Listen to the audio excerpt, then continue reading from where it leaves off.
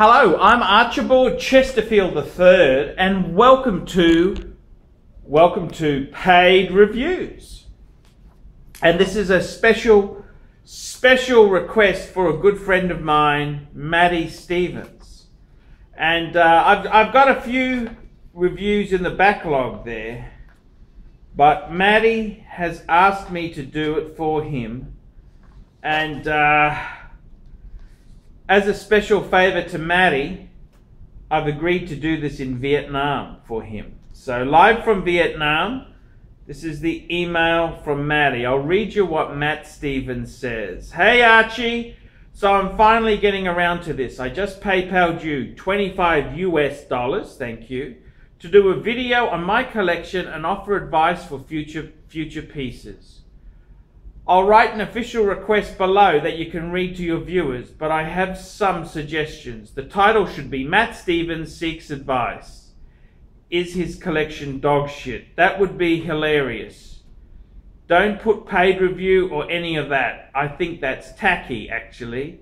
I fully expect full-on Archie, so have fun with it, but try and give at least one piece of mine some nice words. My grandfather's World War II era Bolivar is certainly special. I know how you hate pre-bun, so I expect you to tear it a new arsehole. Here you go, Archie. Hey, Archie, you Bangkok banging buffoon.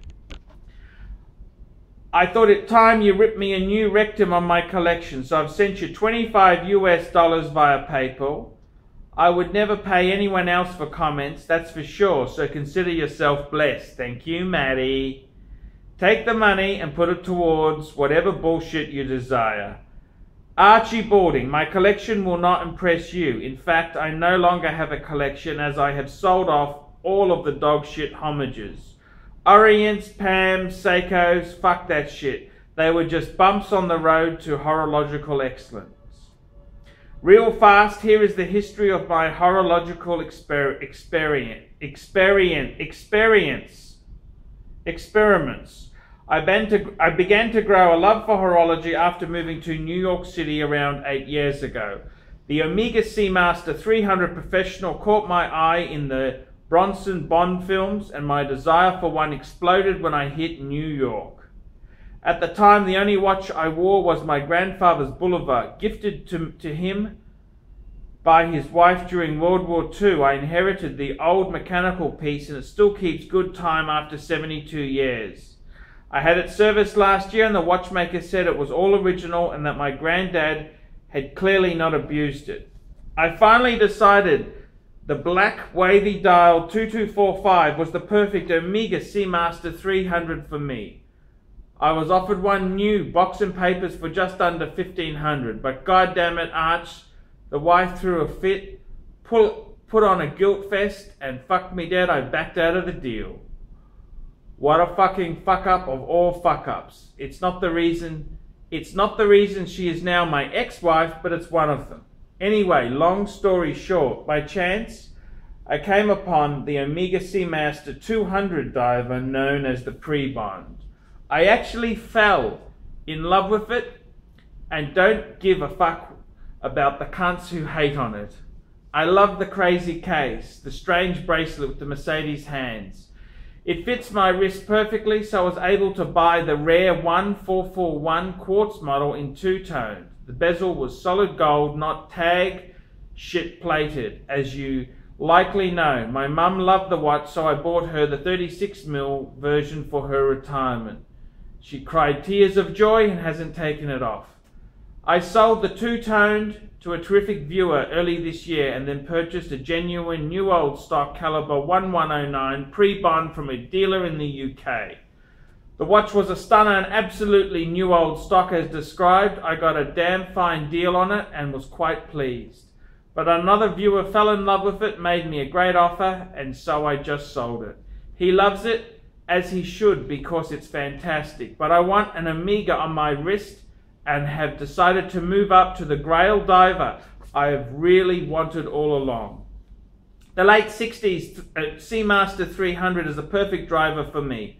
Fuck the Submariner, the 300 is perfection. Mr. Craig Teal Jones has one, and you're being in Australia, that means you are aware of the watch codes. Yeah, you hate them, but fuck it. Last year I decided to make one on my own, but hell's bells, it was a disaster. The watchmaker had a fucking heart attack as he was finishing the watch. When it got to me, it stopped in 4 days. 4 fucking days. I sent it back, and after waiting 7 months was fed up, and long story short, received a full refund. What a bitter taste that has left. I've attached pictures of my bloodshot eyes.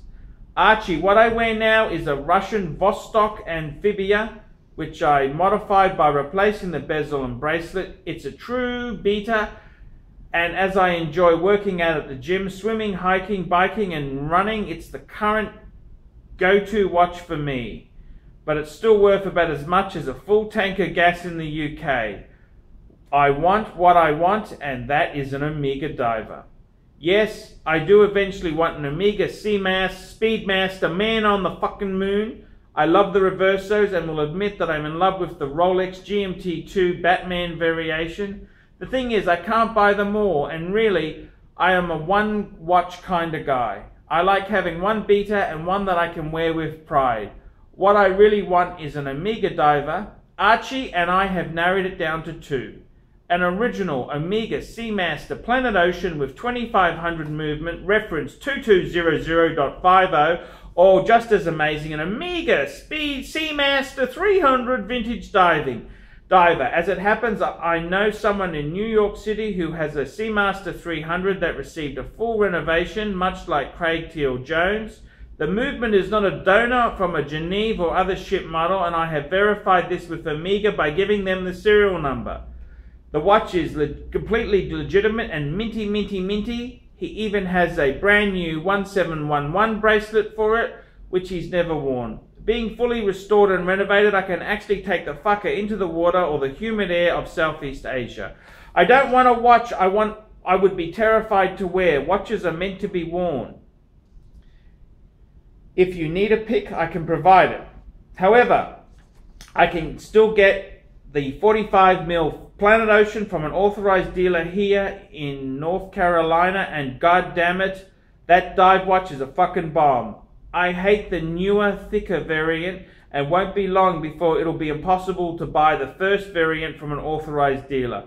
The thing is, it's about $1,000 more than the Seamaster 300. $3,000 versus $4,000. $3,000 is just a slight stretch. $4,000 will require additional savings, and that means I miss out. I don't buy anything on credit, Archie. I'm a cash buyer.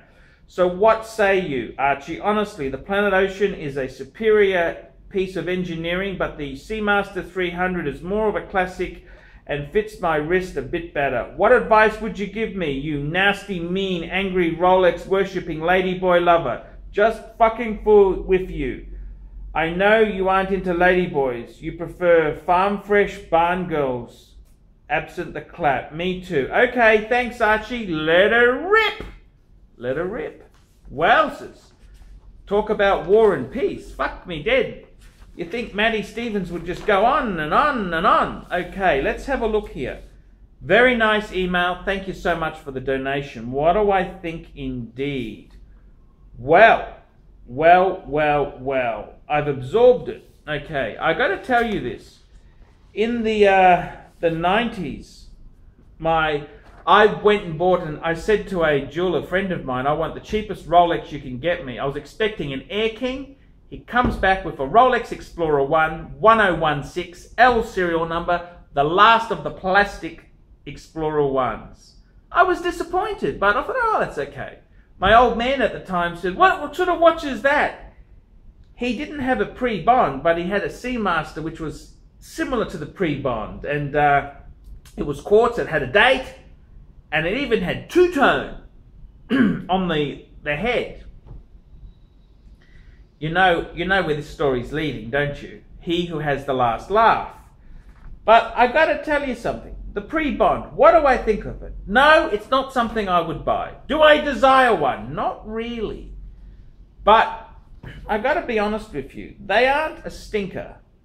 The integrated bracelet, let's look at it. That's very Audemars Piguet Royal Oak. It's very Cartier Santos. It's very in tune with the times.